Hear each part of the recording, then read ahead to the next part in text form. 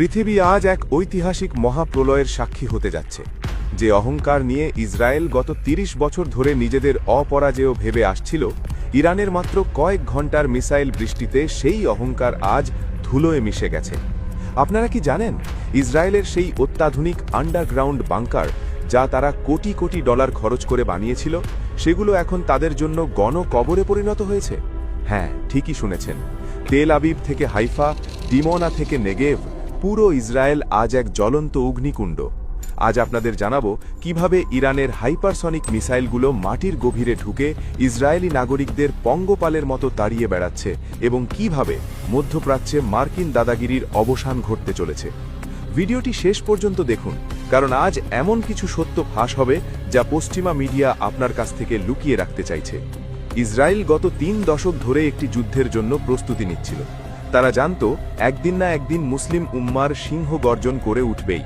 সেই ভয়ে তারা তাদের নাগরিকদের জন্য মাটির নিচে এমন সব বাংকার আর শেল্টার তৈরি করেছিল যেখানে তারা মাসের পর মাস লুকিয়ে থাকতে পারবে।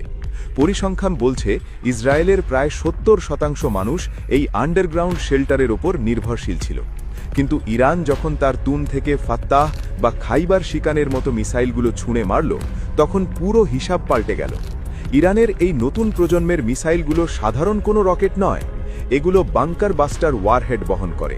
অর্থাৎ এগুলো যখন ওপর থেকে পড়ে তখন মাটির ওপরে বিস্ফোরণ না ঘটিয়ে রকেটের মতো মাটির কয়েক তলা নিচে ঢুকে যায় এবং সেখানে গিয়ে প্রচণ্ড শক্তিতে বিস্ফোরিত হয়। ফলে যারা নিরাপদ মনে করে বাংকারে লুকিয়েছিল, তাদের অবস্থা একবার চিন্তা করুন। মাটির নিচে বিশাল গর্ত তৈরি হচ্ছে, বড় বড় ভিলা আর অট্টালিকা তাসে ঘরের মতো ধসে পড়ছে। ইসরায়েলি নাগরিকরা এখন দেখছে বাংকারের ভেতরে থাকাও নিরাপদ নয়। তারা পাগলের মতো বাংকার থেকে বেরিয়ে রাস্তায় দৌড়াচ্ছে। এমনকি ইসরায়েলি সেনাবাহিনী বা আইডিএফের কমান্ডোরাও তাদের জোর করে ভেতরে ঢোকাতে পারছে না, কারণ মৃত্যু ভয় যখন মানুষের চোখের সামনে দুলতে থাকে তখন কোনো সেনার আদেশ কাজে লাগে না। তেল আবিব, যাকে বলা হয় ইসরায়েলের হৃৎপিণ্ড, সেই শহর আজ বিরান ভূমিতে পরিণত হয়েছে। ইরানের মিসাইলগুলো সেখানে এমন প্রভাব তৈরি করেছে যে বড় বড় রাস্তাগুলোতে বিশাল বিশাল খাদ বা গর্তের সৃষ্টি হয়েছে। রাস্তার ধারের বিলাসবহুল গাড়িগুলো খেলনার মতো উল্টে পড়ে আছে। সিভিল ডিফেন্স বা ফায়ার সার্ভিস কর্মীরা এখন আর আগুন নেভাতে আসছে না, কারণ ধ্বংসের মাত্রা তাদের সাধ্যের বাইরে চলে গেছে।